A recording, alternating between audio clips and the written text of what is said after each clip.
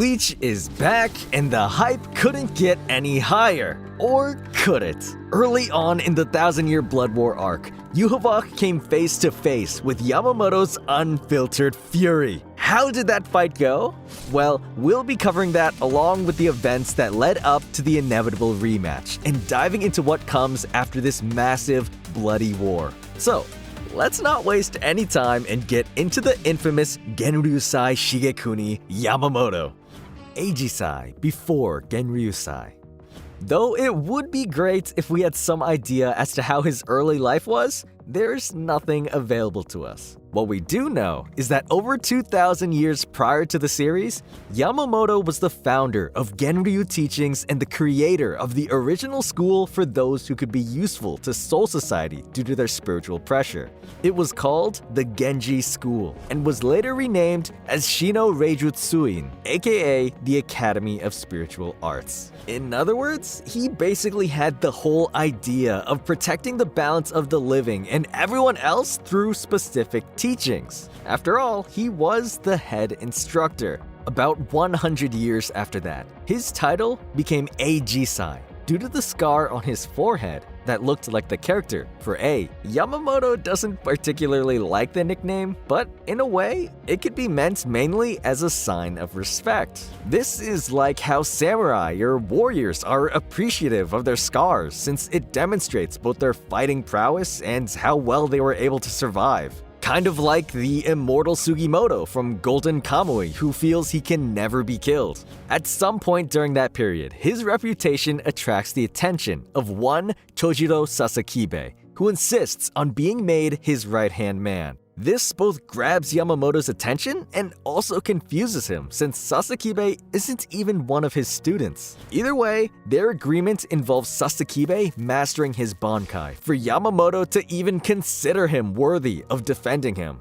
In a way, this was an indication as to his boastful attitude that eventually leads to his downfall, something he seems to realize himself. Of course, Sasakibe succeeds with Koko Gonryu Rikyu, a lightning-based Bankai, and even adds an additional scar to Yamamoto's forehead. Due to that, his nickname changes to Jujisai, seeing as the scar now looks like the character for Ju. However, since Sasakibe, who gave him that additional scar, doesn't feel he's worthy of being the reason for the name change, Yamamoto decides on something else. Following the theme of Genryu and his Genji school, Yamamoto takes the title Genryusai, with an emphasis on the character for Willow Tree, as one can be found near the academy itself.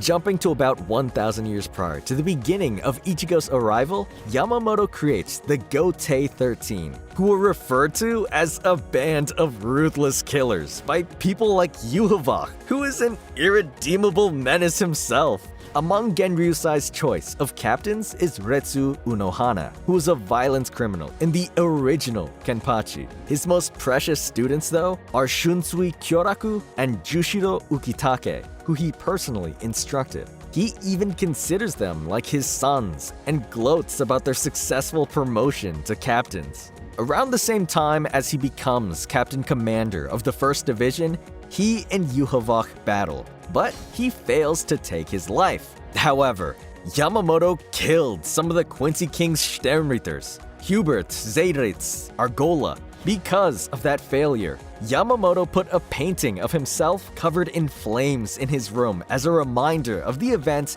and the cruelty of his past actions. That included using anyone and anything to win in battle, with no worry as to his comrades' lives lost either. Intuition told Yamamoto that it was likely he would die the next time he had to go that far again, if that time ever came. As time passed, many of the original captains were no more. 110 years ago, approximately, the only ones remaining who were part of the original choices were Unohana, Kyoraku, and Ukitake. Yamamoto also personally recruited Komamura, despite the Soul Society's prejudice against non-human souls being part of the Gotei. But it was long after the original and hyper-violent team died out that Yamamoto became a calmer and more accepting man. Later on, after Ichigo's rescue mission for Rukia, the betrayal of Aizen, and the fight in the fake Karakura town, peace eventually returns. With that comes Yamamoto's realization that Shunsui, Byakuya, and Kenpachi have lost their original Captain Haori, causing him to be enraged. Not because of the loss of clothing, but because they seem to care very little about it and the importance of what it signifies. Next, let's get into what kind of power this man has available. But before we do, don't forget to subscribe with notifications on and smash that like button to avoid a 1,000-year blood war of your own. Culmination, Goat of the Gotei. This long life forged Shigekuni Yamamoto into a terrifyingly potent Shinigami. He's not some old fuddy-duddy pottering about holding tea ceremonies and talking about the good old days. The Captain Commander once claimed that he was so powerful, no Shinigami born in the last 1,000 years could match his might. While Yamamoto can get arrogant, this was far from an idle boast.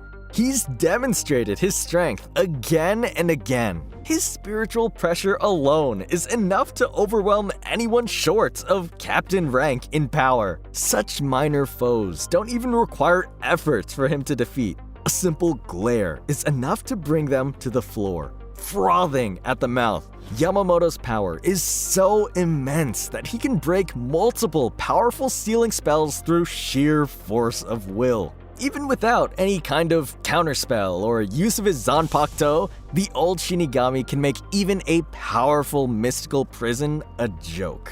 His own mystical skills are also deeply impressive. Yamamoto is a master of Kido, the Shinigami method of spellcasting. The Captain Commander is one of the few characters we've seen use a Hado in the 90s without its full incantation. He brought out Hado number 96, Ito Kaso, during his battle with Aizen. Even the traitorous Soul Reaper had issues doing that. When Aizen used Black Coffin, another 90s Hado, to restrain Captain Komamura, removing the incantation reduced his spell's power to only 1/3. When he did use the incantation during a later fight with Ichigo, the increased effect was extreme. If Yamamoto's Ito Kaso was similarly limited, the full version must have been ridiculously strong. We've also seen the Captain Commander demonstrate a variety of other spells, utilizing sealing magic quite effectively. He can also cast Bakudo number 81, Danku, one of the strongest barrier Kido of them all. It makes sense that an old, experienced Shinigami would find the time to perfect his skill at a wide variety of techniques. Given the extent of his mastery, there's no doubt Yamamoto could perform any spell you care to name. Even Hado number 99, Goryu Tenmetsu, the ultimate destructive Kido, should be within his wheelhouse. However, Yamamoto rarely needs to resort to magic. His specialty has always been the direct approach, and this is where he shines. He's a very formidable physical combatant, one strong enough to trade blows with ridiculously terrifying foes. Don't be deceived by his age into thinking this man is in any way fragile or weak. He cut through the giant hollow monster Aion with a single powerful sword strike, not even releasing his Shikai for it. He went toe-to-toe with Wonderweiss despite his Zanpakuto being entirely sealed. Even in a situation that should be bleak, Yamamoto didn't hesitate for a second. He took a flurry of blows from the Arrancar without budging an inch. Responding in kind, he was able to tear through Aizen's puppet with his bare hands. His raw strength is beyond question. His smarts and skills can keep up too. We've covered his mastery of Kido already, but Yamamoto's also skilled at Shunpo, outrunning 2 captains with utter ease. He's also a sharp tactical commander. Yamamoto personally devised the fake Karakura town plot, dividing the Espada during that fight. The old Shinigami even lured Aizen into stabbing him to nullify Kanzen Simon. It must have hurt like hell, but physical contact with the blade rendered its hypnosis unusable. It takes a cunning trickster to get Sosuke Aizen to make a mistake. Captain Yamamoto is an overwhelming threat, even without his Zanpakuto. With it, he goes downright apocalyptic. Ryujin Jaka is a sword of pure fire. A single wave of the blade creates a gout of flame rushing towards its target. Yamamoto has a firm command over the fire created by Ryujin Jaka. He can focus it on a target, scouring them from the world. Alternatively, he can create a wider barrier, sealing away powerful combatants to deal with later. The strongest technique of his Shikai is Enetsu Jigoku, the fire of hell. Yamamoto can set this move up in advance, creating a devastating trap that spans a massive area. If he needs to, however, he can pull it on the fly. Once it's activated, the Captain Commander summons a set of gigantic flaming pillars that encircle the area. The flames converge at the center point, trapping anyone caught within. This is a technique powerful enough to wipe out an entire city, and Yamamoto himself is not immune to it.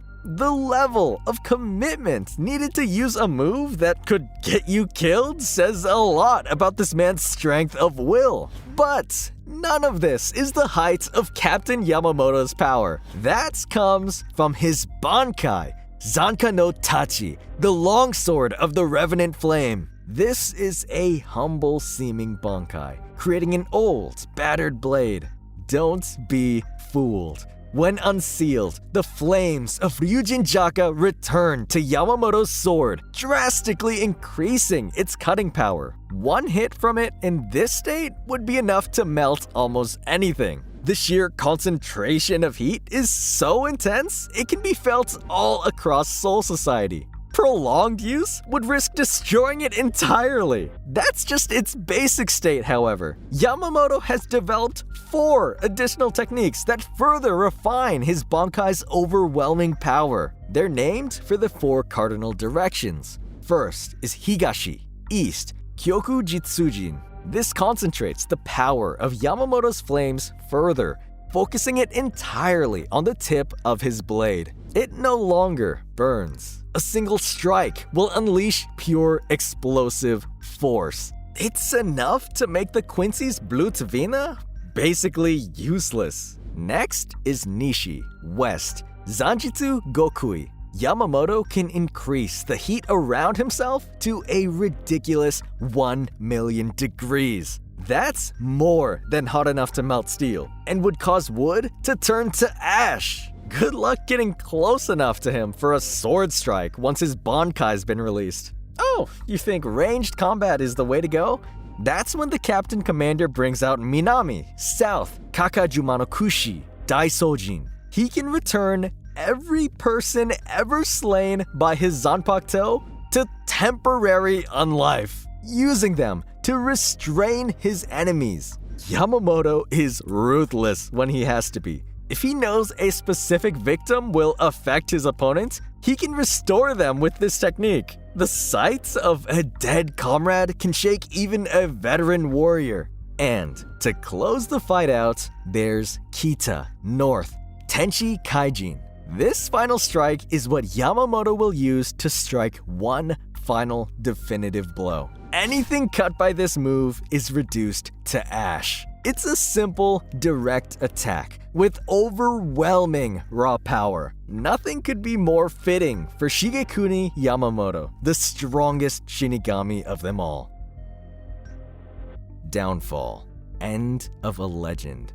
How could a monster like this ever be defeated? Looking at his power set, he seems almost unstoppable. Well, Yamamoto is more than a combatant. He's a Shinigami, the leader of the Gotei 13. Originally, his organization was purely a band of ruthless killers, focused on violently defending the Soul Society. But over the course of Bleach, we've seen Yamamoto change from the dogmatic old defender of the status quo to more of a grandfather figure. He becomes someone much more nurturing and supportive over time. That paternal instinct was always there in the old Shinigami, but duty once outweighed it. Our first real introduction to Yamamoto as a person is during the Soul Society arc. He's entirely focused on obeying the orders of the Central 46, carrying out Rukia's execution without a second thought. When it's interrupted, Yamamoto is furious. He's resolved to execute two captains, Shunsui Kyoraku and Jushiro Ukitake, for interfering with Soul Society business. These are two Shinigami who he personally trained, men he considers his sons. Yamamoto clearly cares deeply for them both and is proud of their achievements. Yet the old Shinigami views any sort of dereliction of duty as a personal affront. Yamamoto reveres the letter of the law. From his perspective, Shunsui and Jushiro both betrayed him by violating their orders and the authority of the Central 46. To the Captain Commander, duty comes above everything else, even fellow members of the Gotei 13. The thought of disobeying his authority enrages the ancient Shinigami. If everyone just did what they were supposed to and follow the rules, they wouldn't be in this mess. However, that worldview was shattered by the course of events. Yamamoto ultimately learned that he was in the wrong here. The orders he was proudly obeying were fake, all a part of Aizen's plan. The Central 46, the people he was supposed to protect, were cut down and he didn't even realize it. This revelation visibly shakes the Captain Commander. For the first time, he can clearly see the flaw in his reverence for the law. Blind adherence to tradition and duty almost made him kill his beloved students and kept him serving his society's enemy. Following this point, Yamamoto started to show a different mindset.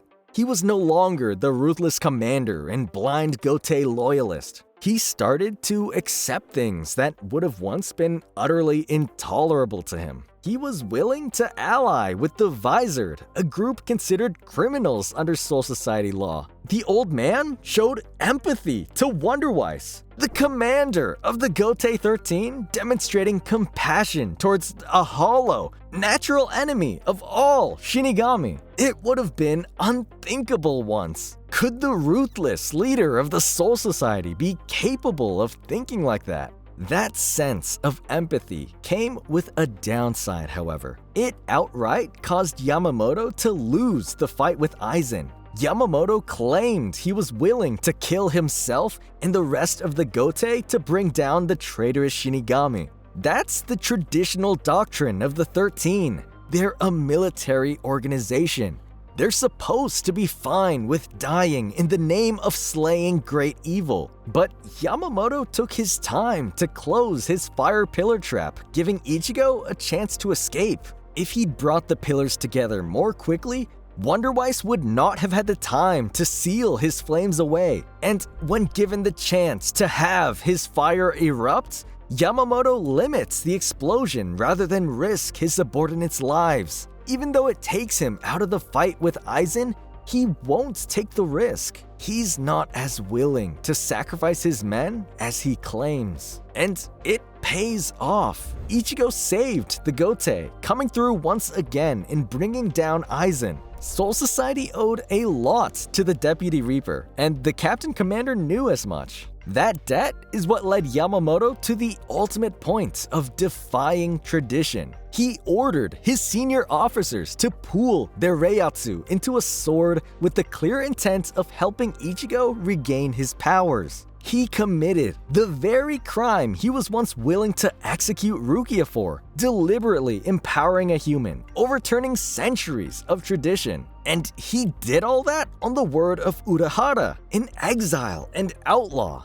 It's the final mark of Yamamoto's character arc, putting compassion and trust over duty and tradition. But that sense of emotion and compassion gives Yamamoto one crucial weak spot.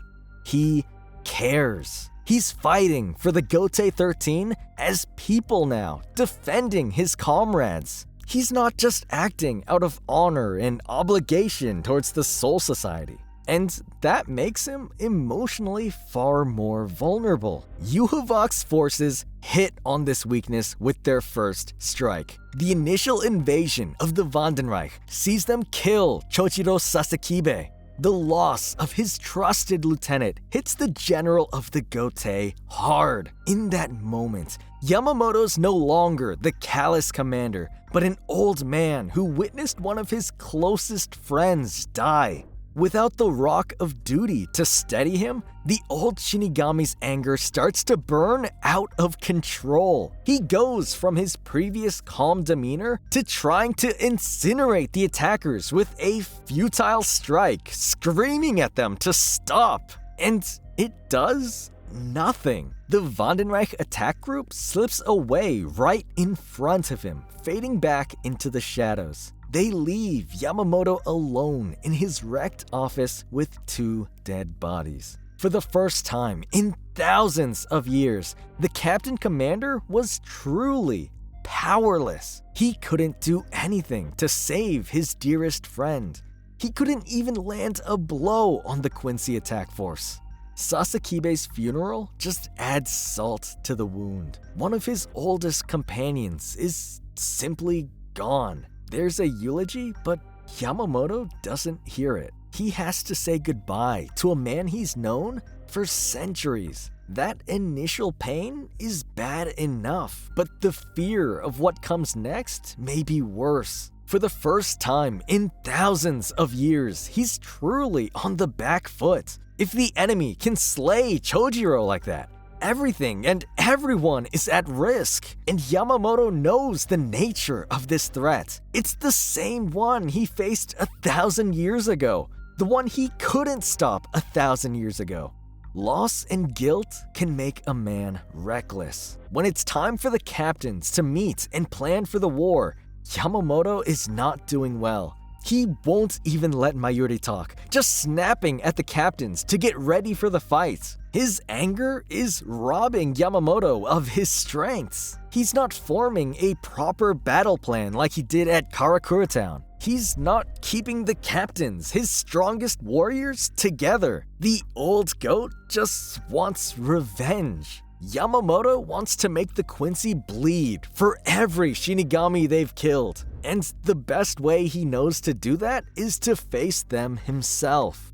When the battle begins in earnest, it's no wonder Yamamoto seeks out Yhwach the first chance he gets. It's his chance to both end the fighting quickly and exact the greatest retribution possible. Robbing the Quincy of their god king would be devastating. There's no way their society could survive that. Yamamoto wanted to make this defeat hurt. He activated his Bankai and went to town on the God King, planning to crush him utterly. He matched Yhwach blow for blow, countering every trick the Quincy King could pull. It was a grand final battle, a mighty Shinigami using all his might to slay a worthy enemy. Finally, Yamamoto brought Yhwach down, killing his ultimate foe, only to discover that the tyrannical Quincy had outmaneuvered him.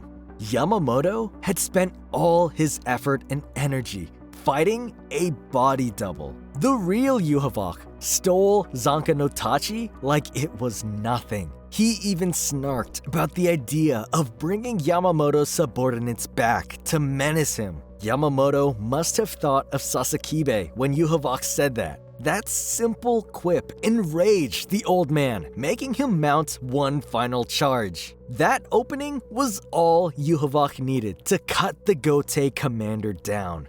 One last moment of anger and passion sealed the Shinigami's fate. As Yamamoto lay dying, Yhwach taunted him. The Quincy tyrants had been keeping a close eye on the commander, but had deemed his ancient foe no serious threat. He wouldn't involve humans in Shinigami affairs. He wouldn't take advantage of them to restore himself. Compared to his long-ago self, this Yamamoto was weak. As far as Yhwach was concerned, the true Gotei 13 died 1,000 years ago after the Blood War. Was he right? legacy of the strongest Shinigami, and more. Eventually, Yhwach is killed by one of his own, Ichigo, but that doesn't mean Yamamoto's presence isn't felt in the final battles leading up to that. For one, after the Captain Commander's demise, a replacement was needed, and who else would be better to fill the role than one of his precious sons, Shunsui Sakuranosuke Jiro Kyoraku. Yes, a heck of a long name to match his precious deceased master and guardian. A more tangible remnant of Yamamoto is his broken sword, Ryujinjaka, which is all that was left of him after he was killed by his longtime foe. Unfortunately, even that could still be enough to cause an imbalance, so a special ceremony called Konso Rensai was done to prevent that, seeing as it's necessary for anyone of captain class or higher.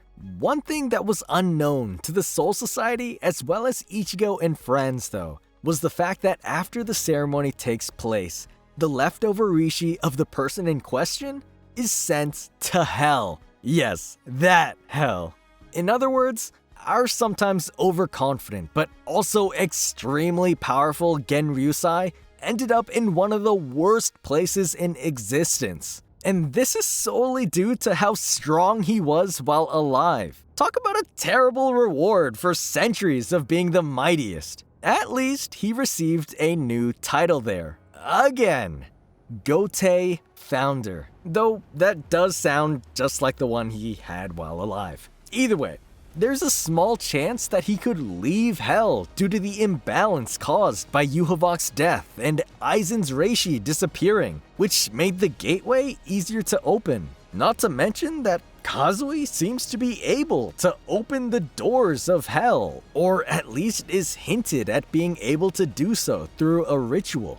Anyway, it's not all darkness and hellish butterflies. It turns out that Yamamoto's change of heart and increased leniency over time allowed for the rules to expand in just a few years. In fact, Ichigo's son, Kazui, was able to become a Shinigami apprentice despite being human, not to mention his Quincy family ties. In the past, that would have never been possible. It likely doesn't hurt that the boy is related to the savior of the world and the Soul Society though.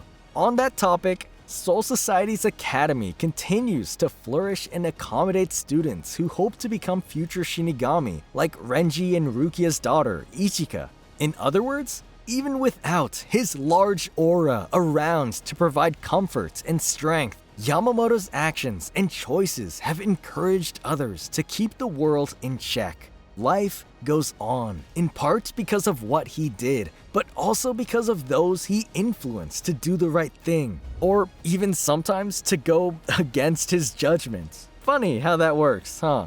With that said, that's everything we have for Genryusai, and we hope that he finds his way to his right-hand man Sasakibe in the afterlife, if only to thank him for his servitude across all those years. Do you think they could meet up in hell? Would you like that story arc to continue so we can find out? Do you think he's still kicking butt and taking names in that mysterious place? Let us know in the comments below. This is Anthony Fan, and as always, have a great day.